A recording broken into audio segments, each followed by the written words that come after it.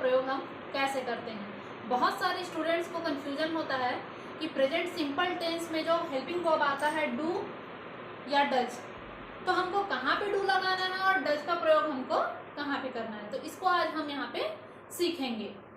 तो बहुत ही simple concept है इसको जानने का। जैसा कि आप सभी जानते हैं कि ये क्या है, हेल्पिंग वर्ब है। किसका हेल्पिंग वर्ब है? प्रेजेंट सिंपल का। प्रेजेंट सिंपल टेंस में अगर आप निगेटिव बनाते हो या इंट्रोगेटिव बनाते हो, मतलब अगर आप नकारात्मक वाक्य बनाते हो या प्रश्नात्मक वाक्य बनाते हो, तो आपको इन दोनों में से किसी एक हेल्पिंग वर्ब की जरूरत पड़ती है। तो कंफ्यूजन ये है कि सेंटेंस में डू या डज तो लगाना है, लेकिन कहाँ पे डू लगेगा और कहाँ पे डज लगेगा। तो उसका जो कंफ्यूजन है उसको क्लियर कर देते हैं। ये जो हमारा डज है वो केवल 5 लोगों के साथ लगता है। आप किसी भी टेंस में जो एक सेंटेंस होता है उसका एक स्ट्रक्चर होता है। स्ट्रक्चर में क्या होता है? सब्जेक्ट होता है, वर्ब का कोई भी फॉर्म रहेगा, फर्स्ट, सेकंड या थर्ड, और फिर ऑब्जेक्ट रहेगा। सब्जेक्ट, वर्ब और ऑब्जेक्ट से मिलकर कोई भी वाक्य का निर्माण होता है। तो सबसे पहले जो सब्जेक्ट आता है, जो कर्ता आता है, उसको हमको चेक करना है कि अगर उस कर्ता के स्थान पे अगर हमको ये 5 चीजों में से कोई चीज दिखाई दे, ही, सी, इट, किसी व्यक्ति का नाम या कोई चीज सिंगुलर नंबर में है। सिंगुलर नंबर मतलब आप क्या समझ रहे हो? एक वचन। सिंगुलर नंबर मतलब एक वचन।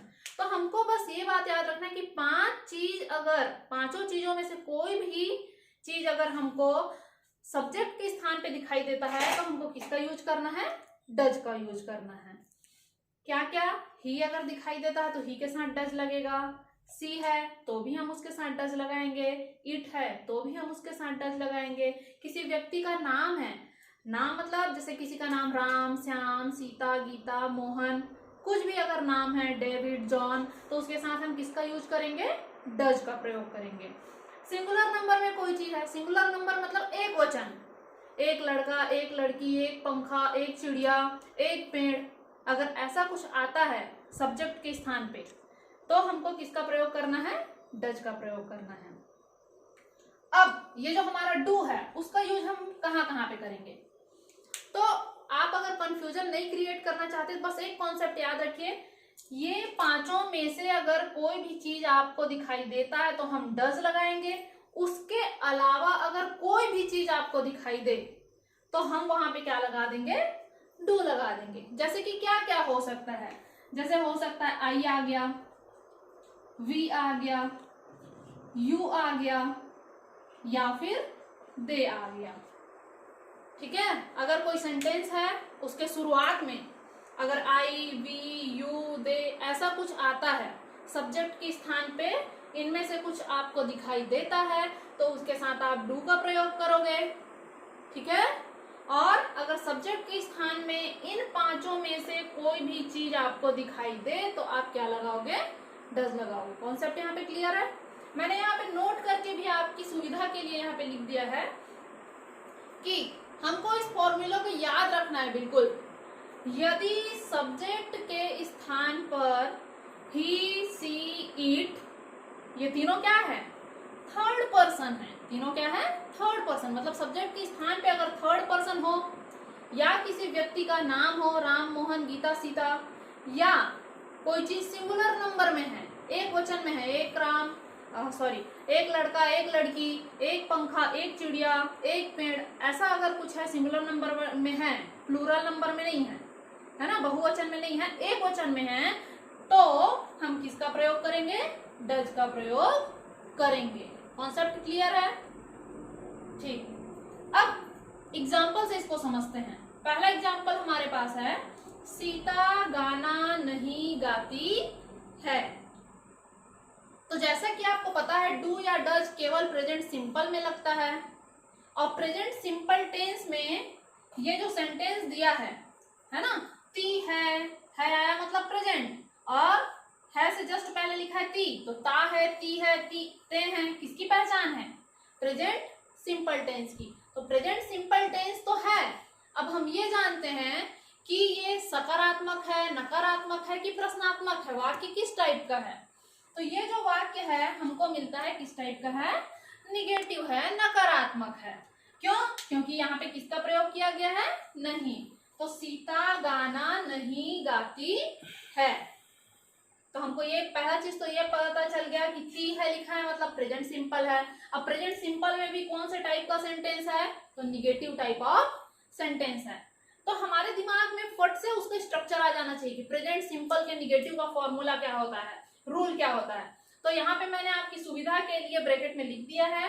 सबसे पहले सब्जेक्ट आएगा, उसके बाद या तो आप डू लगाओगे या तो डज का प्रयोग करोगे, मतलब दोनों में से किसी भी एक का यूज आप करेंगे। उसके बाद आता है नॉट, उसके बाद आपको लगाना है वर्ब का फर्स्ट फॉर्म, क्रिया का पहला रूप, और लास्ट में आ जाता है ऑब्जेक्ट जिसे आप कर्म भी बोलते हो, सब्जेक्ट जिसे आप कर्ता बोलते हो, फिर आपको कर्ता, उसके बाद दोनों सहायक क्रिया में से किसी एक सहायक क्रिया को लगाना है, या तो डू लगाओगे या तो डज लगाओगे।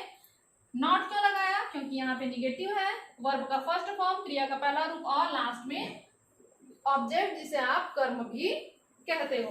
तो सीता गाना नहीं गाती है, इसके लिए हमको इंग्लिश में स्ट्रक्चर क्या होगा ये हमको पता चल गया और हमने इसे लिख लिया।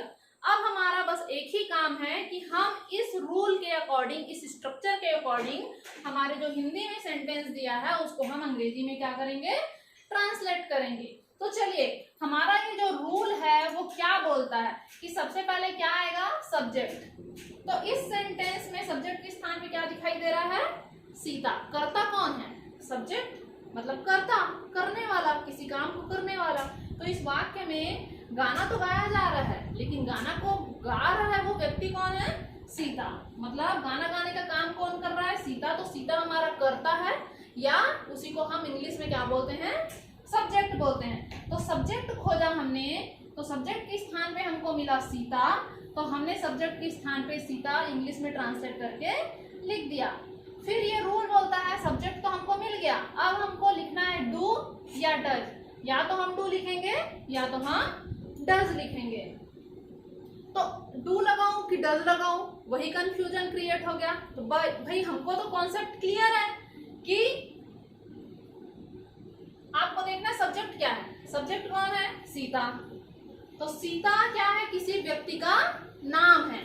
और आपने याद करके रखा है कि भाई हमको किसी भी व्यक्ति का अगर नाम है तो उसके साथ हम किसका प्रयोग करेंगे, डज का प्रयोग करेंगे। यहाँ पे भी मैंने लिख दिया है, यदि सब्जेक्ट के स्थान पर, इस सब्जेक्ट के स्थान पर ही, सी, इट किसी व्यक्ति का नाम या कोई चीज सिंगुलर नंबर में हो तो डज का प्रयोग करेंगे। तो यहाँ भी क्या लिखा है, किसी व्यक्ति का नाम है तो हमको किसका प्रयोग करना है, डज। तो वैसे ही यहाँ पे जो सीता लिखा है वो क्या है, किसी का नाम है ना।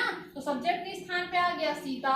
डू और डज में से किसका प्रयोग करेंगे, हम डज का प्रयोग करेंगे, इस डज का प्रयोग करेंगे। डज का प्रयोग हमने यहाँ पे क्यों किया, क्योंकि यहाँ पे सब्जेक्ट के स्थान पे किसी व्यक्ति का नाम है, और किसी व्यक्ति का अगर नाम है तो हम डज का प्रयोग करेंगे।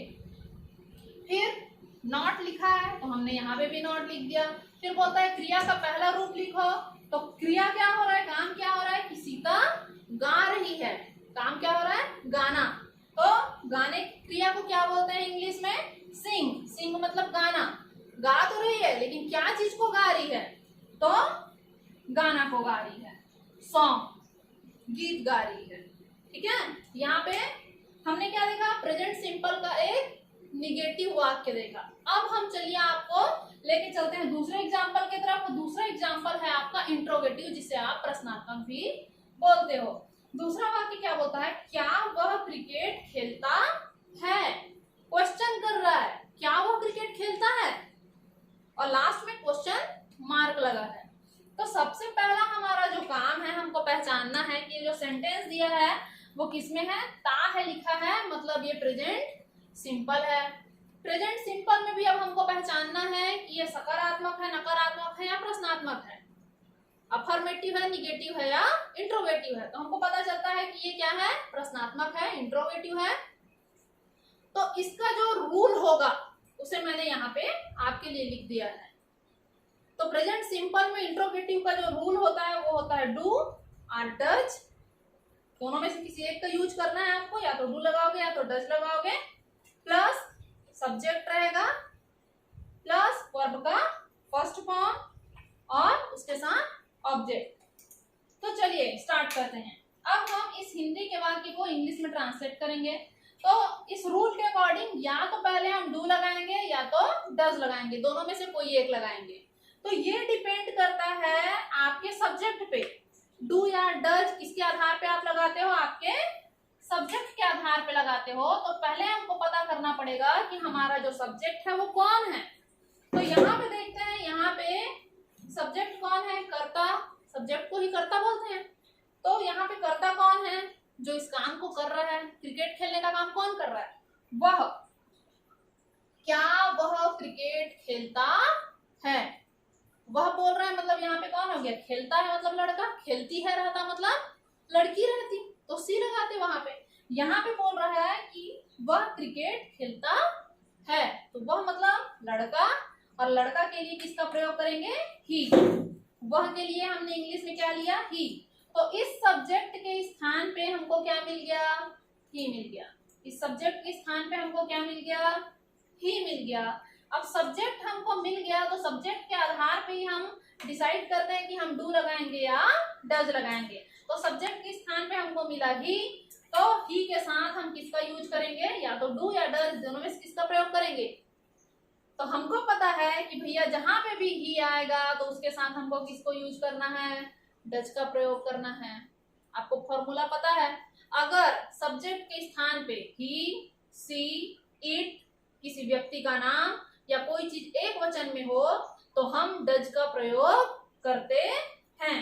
तो यहाँ पे सब्जेक्ट आया है और सब्जेक्ट के स्थान पे ही आया है, तो ही के साथ हम किसका प्रयोग करेंगे?